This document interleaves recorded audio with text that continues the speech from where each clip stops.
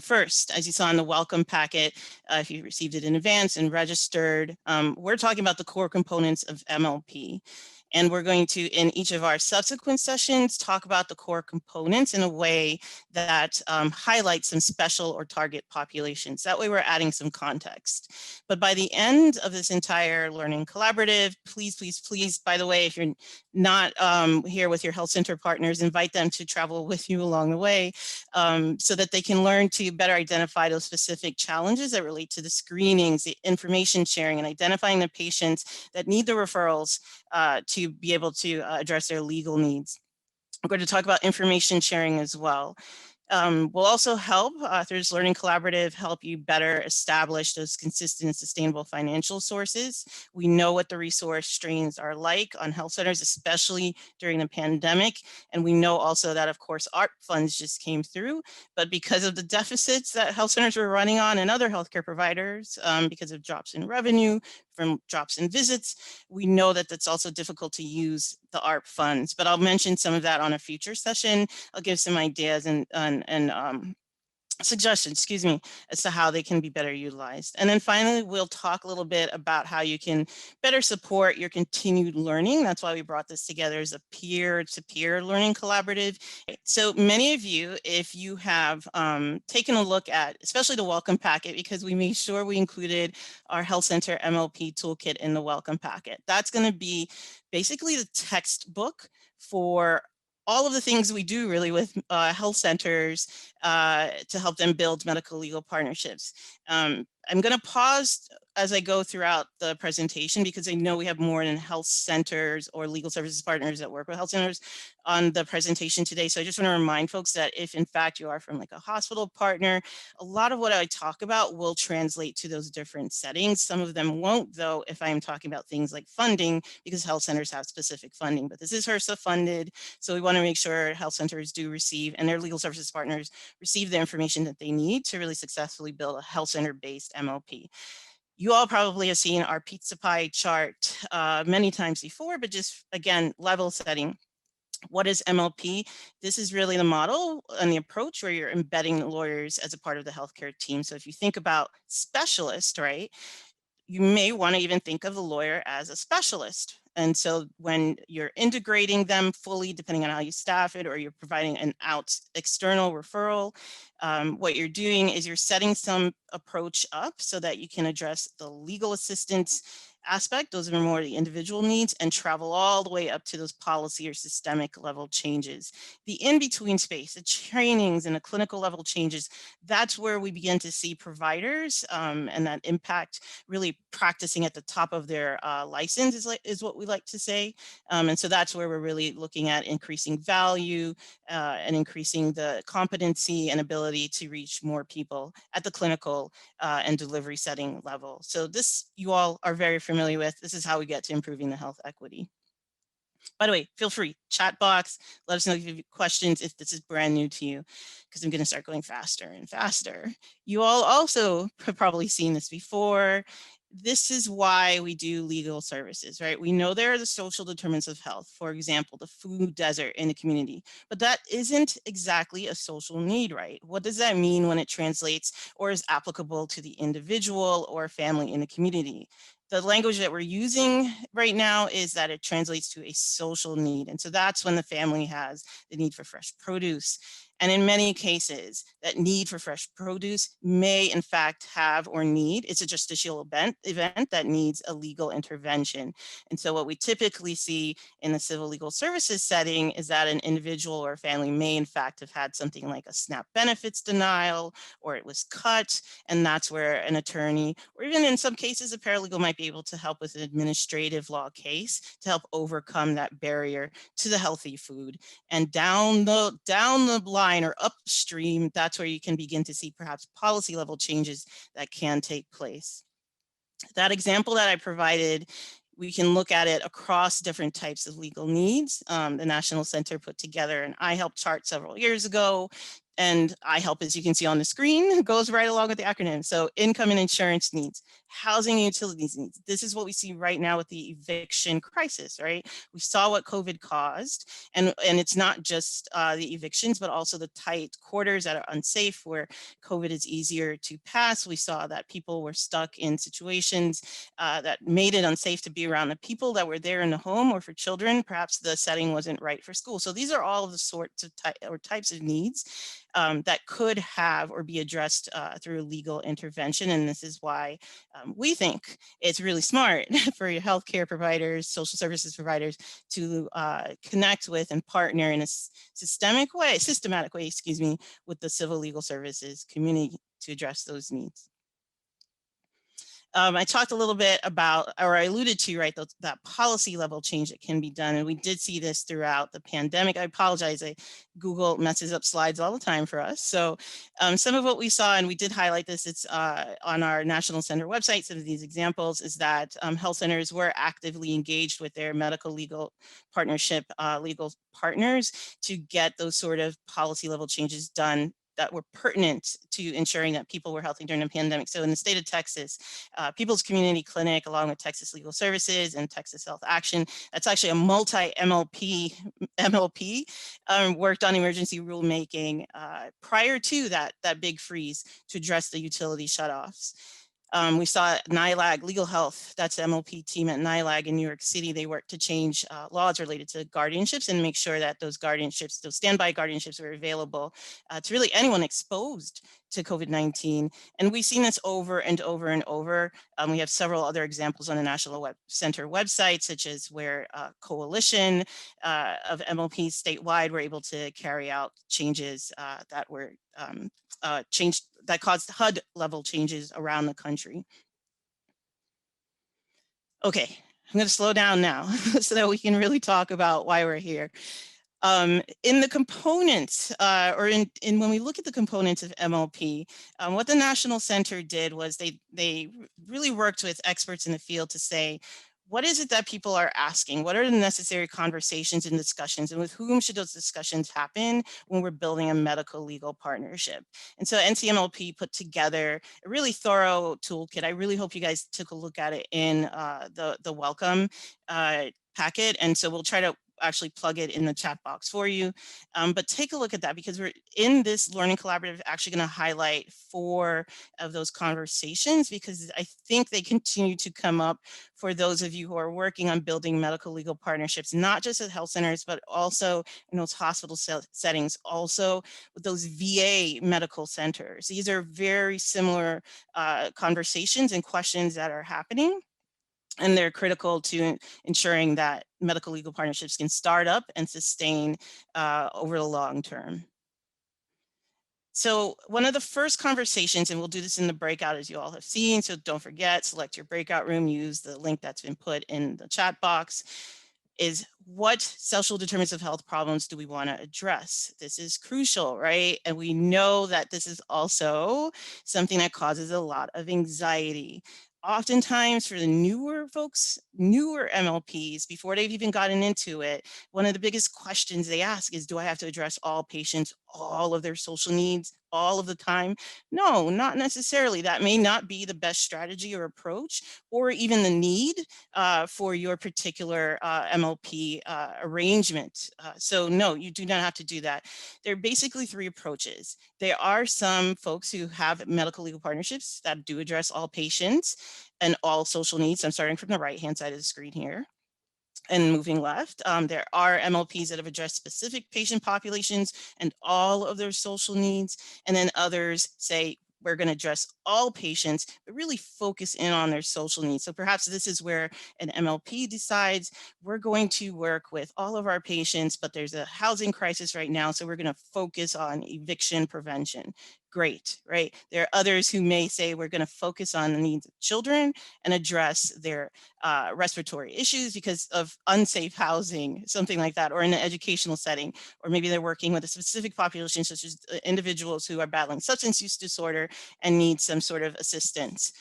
And then all patients, all social needs, that's where you see perhaps the best settings are in the urban settings because they just have the capacity to reach out to more resources in those urban settings. And because of transportation or other resources that are there, that's more likely the case where you see that occurring.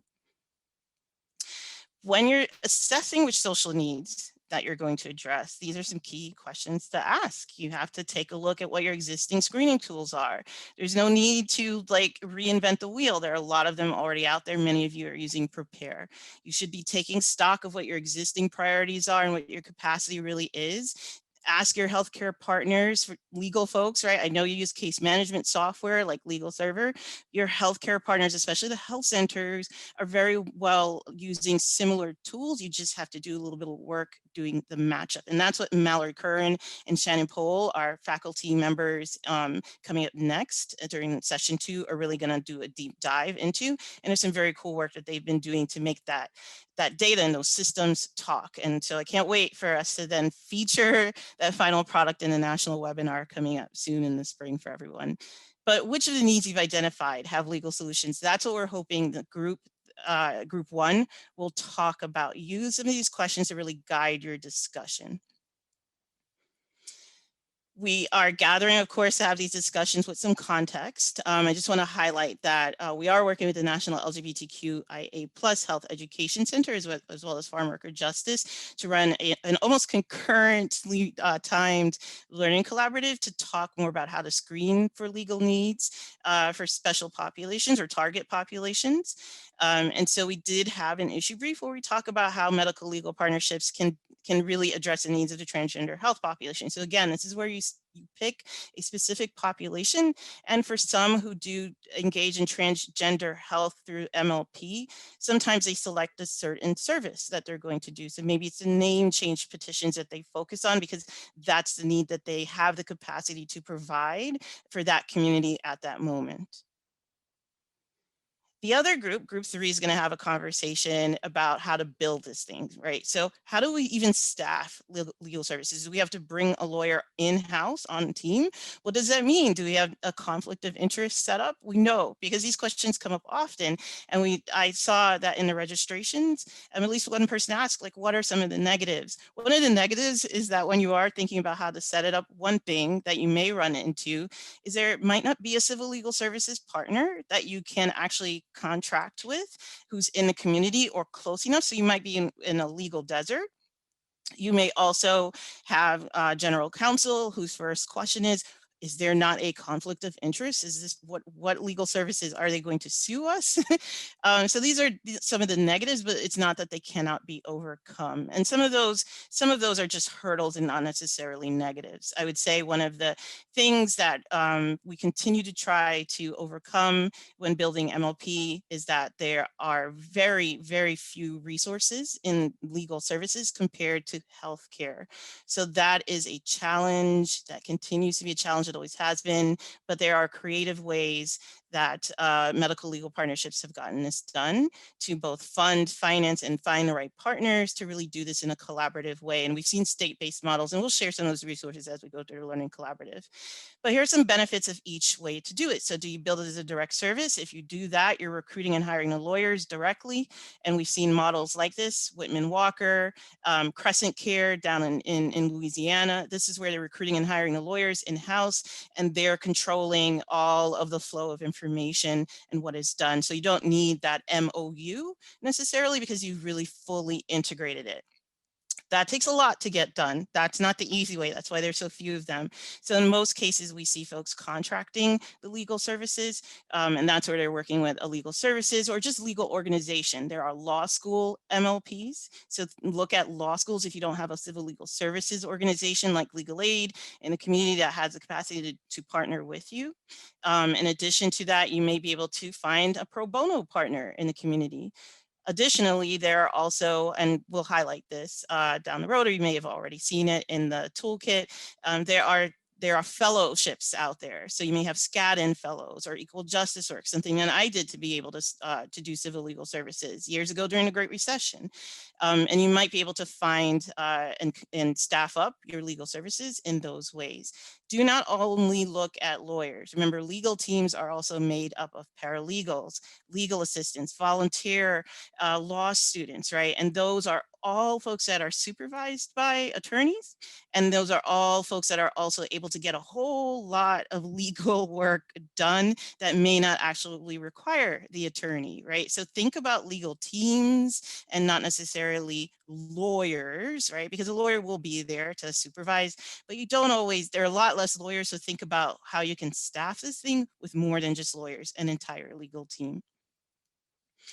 I'm going to roll through this one very, very fast, but just know that they're in the toolkit. You will see that there are various different types of medical legal partnership activity. So for example, right, you'll see in the third row down, legal advice to a patient or legal representation. That's really hands-on. Those are several hours of work beyond just, right, the referral, the screening and assessment, and maybe just some counsel or a brief advice letter. That's where you're really taking on the patient, and it's probably adversarial in nature, and you're representing them perhaps against a landlord or even a school district. And so that's the heavy duty approach.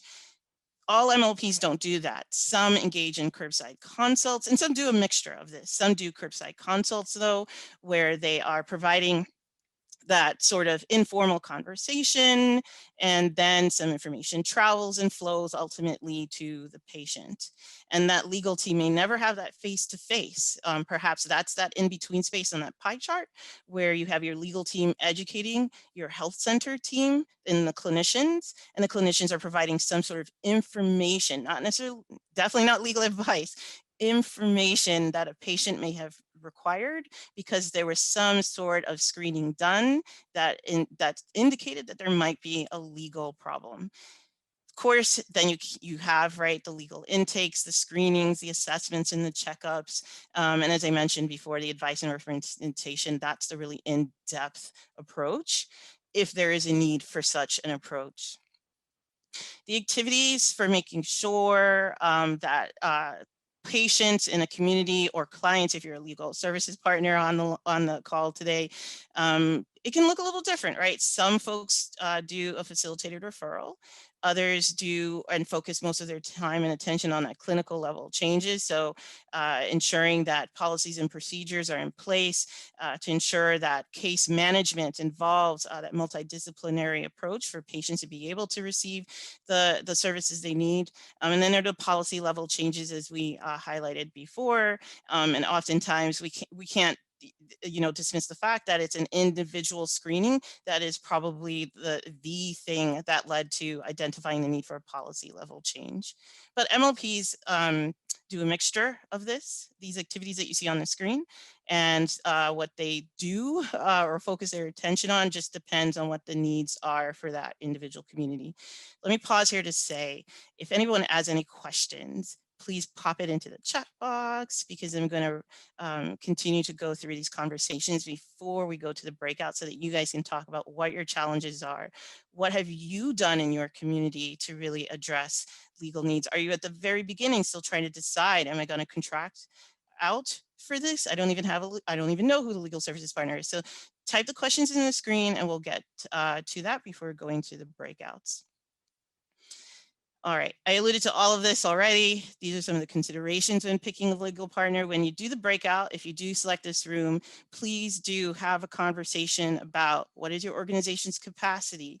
Do you have folks who really have knowledge of that intersection between health and law? Is that where you need to build up some of your knowledge and expertise? Do you really know about the legal needs that exist in the community, and who are all of the different personnel? This is why I highlighted and stayed and emphasized that point about legal teams as opposed to just lawyers. It's really important to look at capacity and different personnel when you're thinking about how to choose a legal partner. And of course, the question that always comes up: how do we pay for this? How do we fund this? Can health centers use 330 grant funds to pay for this? Does Medicaid pay for it in any states? What about the MCOs? Oops, sorry, you guys. There are a variety of ways. So at last count, and we're going to hopefully be able to run a survey once things calm down a bit due to COVID with all the surveying of everyone right now. But at last count, about 163 of the HRSA funded health centers around the country had MLPs, and they had all sorts of different approaches for their funding. Some of them went right into, or were able to eventually get to, building MLP expenses into their operating budgets. Some of them initially started out with philanthropic funding and are still surviving on that. There's nothing necessarily wrong with that, but it helps to also look at places such as Medicaid or reimbursement mechanisms to really sustain a steady flow of revenue that can support civil legal services provisions through your healthcare partners. And speaking of civil legal services, for those of you who are not as familiar with how their funding works, bulk of their funding comes from the Legal Services Corporation. That's federal funding. They are that almost makes them twins to the health centers in terms of mission and focus of their work and the populations they serve. But even for civil legal services organizations that are funded by LSC, that funding comes with a lot of restrictions. So when we are picking a legal partner, healthcare folks on our Zoom today, think about what you want to do and how you want to utilize those legal services, because if you are working with an LSC funded organization, they may not be able to take on things like serving individuals who are incarcerated. They may not be able to take on things like impact litigations, like class action lawsuits. They may not be able to take on cases that involve immigrants or immigration cases. So again, the legal bucket is more robust than just civil legal services. It is more robust than just lawyers. It's just something to think about. So I would encourage the legal services folks who are on the Zoom today, if you join this conversation about how to pay for it, please do share information with the healthcare folks in the breakout room, what you're funding, or first of all, what you do, what legal services looks like, because that, don't assume that it's known, and then what some of the challenges are and have always really been, especially for LSC funded organizations. What are some of the challenges with regard to your funding? Because that's where your healthcare partners can work with you to really think about creative ways such as Medicaid and MCO financing to fund this thing we call medical legal partnership. All right, so just to highlight, to show where this falls in both buckets for healthcare and then legal services. I talked about some of this. I just want to highlight SAMHSA, block grants, looking at the Equal Justice Works and Skadden fellowships, to say that, we know that the American Rescue Plan Act, American Rescue Plan, that funding is limited, right? It's 2 years of funding, a 2-year performance period for the health centers. And the health centers fell into deep holes, right? Trying to scramble to be able to keep their doors open throughout the pandemic. So many of the health centers here may end up deciding that, hey, we can't take this on right now using our ARP funding. We might have to look at some other avenues. But if in fact, right, you do have flexibility as a health center, for those of you on here, to look at the American Rescue Plan, the ARP funding, then take a look at the sections at H8F funding. So that's the flexible funding. That's non-capital funds. We'll type it in the chat box. H, number 8, letter F as in Frank. That's where HRSA is encouraging folks to take a look at issues like health equity, take a look at how one can address and build community partnerships and civil legal services. Back in 2014, legal aid was considered a health center enabling service. So for those who are able to tap into this funding now, why not look at building up that capacity building program or model by shoring up resources or piloting a medical legal partnership? Maybe now's the time to really look at this, right? Look at the housing crisis. And we know for quite some time, post-pandemic, people will continue to face income threats and eviction threats, right? That's going to happen for a while, probably the same 2 years that this ARP funding will last. So I would encourage folks, for those of you who can actually tap into the ARP funding, look at H8 F funding for health centers. Work with your health center partners to help them craft their grant submission and a scope of work change that talks about how they will utilize civil legal services partners to build up partnerships to address the social and legal needs of the patient population. Their applications are due May 31st. So that's why I wanted to pause here, steal your time, and put in a plug for the health centers who are trying to figure that out right now, as well as the primary care associations and HCCNs. Just highlighting, this is what a typical MLP budget looks like. It's pretty heavy on legal staffing, right? But also, you may have to dedicate some funding to your clinical champions. Those are the folks who can really work this program through the healthcare channels to make sure it's sustainable, to make sure it is baked into those operations budgets. But we very well know, right, that if you don't think about things like the technology, the travel needs, especially for those who are working with rural or frontier state populations. If you don't think about those things, they will add up and they will begin to eat into your MLP success and make you unsustainable down the road.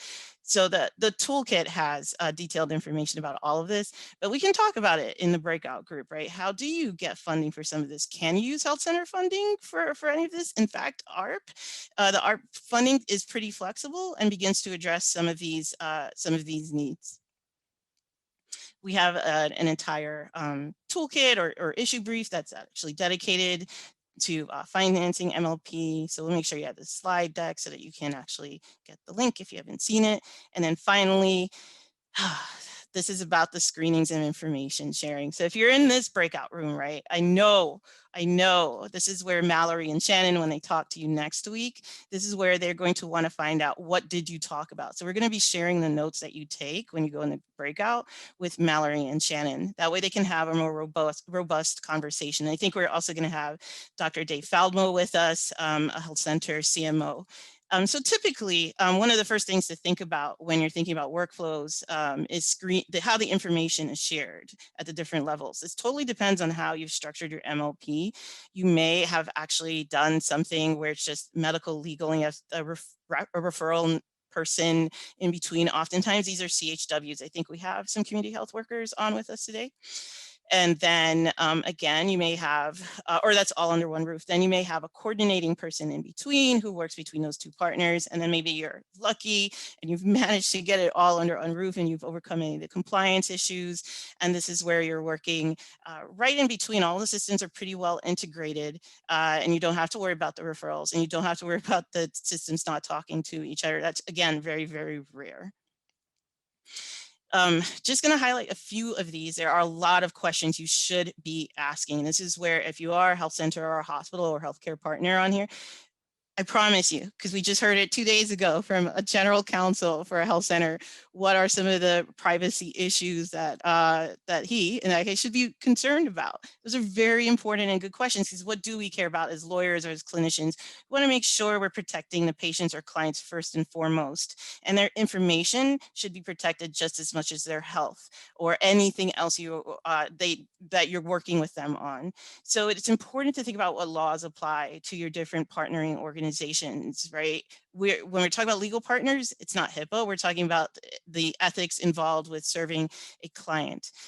You're thinking really hard, right, about what are the restrictions, like I talked about with legal services providers, right, who receive LSC funding, and what are the structural models that can help you overcome and be best suited for sharing the information beyond just the referral, right? Really sharing the information, because that's going to be key to showing outcomes. That's where medical legal partnerships are already and have been trying to prove. I know some of our friends like Omar at Temple, right? These are the researchers who are really looking at, all right, we know what the intervention is. How can we really link the data to show that the legal interventions are leading to the health outcomes, or is there something else that we're trying to find? So that's why it's really important to go from structure to the info sharing and the data matching. But all of this depends on ensuring that you're really addressing these very basic foundational questions with regard to the laws, the policies, the restrictions are pertinent to your different partners. And then what agreements do you have in place, right, to make sure that that's happening without hiccups.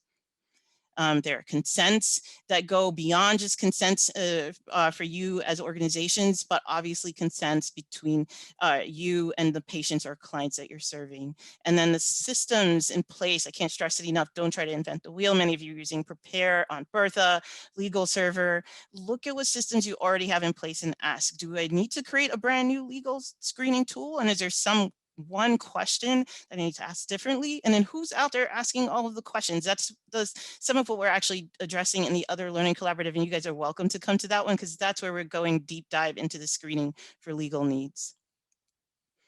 What Mallory and Shannon are going to talk about when we meet next, and we're hoping you all can begin to look at, is really that top section on screenings and being able to implement the best screening processes so that you can document the needs, the results of the legal services, the follow-up from legal to health, and then really tracking for that continuous quality improvement. Perhaps because of this process, you were able to really help your clinicians or the attorneys, everyone practices at the top of their licenses. Perhaps you're able to get those CHWs out in the field asking the right questions at the right time, or even since we're all a part of the communities we serve, right? Maybe you're the one getting the information you need, right? To not just be able to better enable yourself to better serve your patients or clients, but maybe you needed the information to help yourself.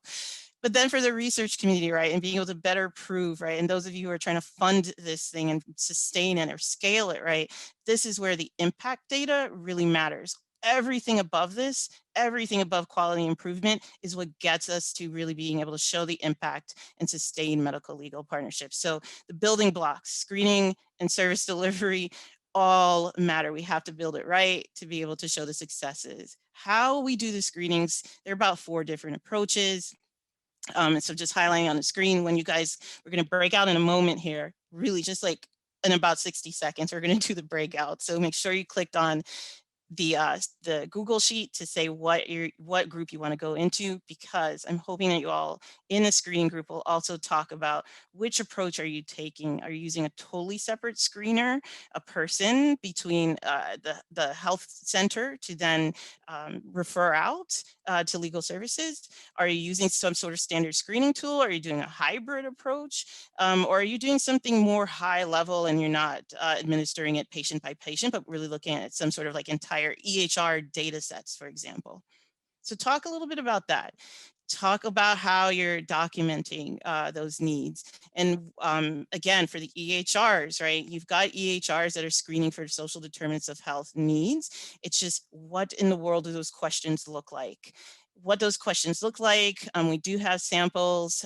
Mallory, again, and Shannon will highlight some of this from Siouxland Community Health Center about what that question looks like. You see right there on the screen, are your wages being garnished, or do you have concerns about debts?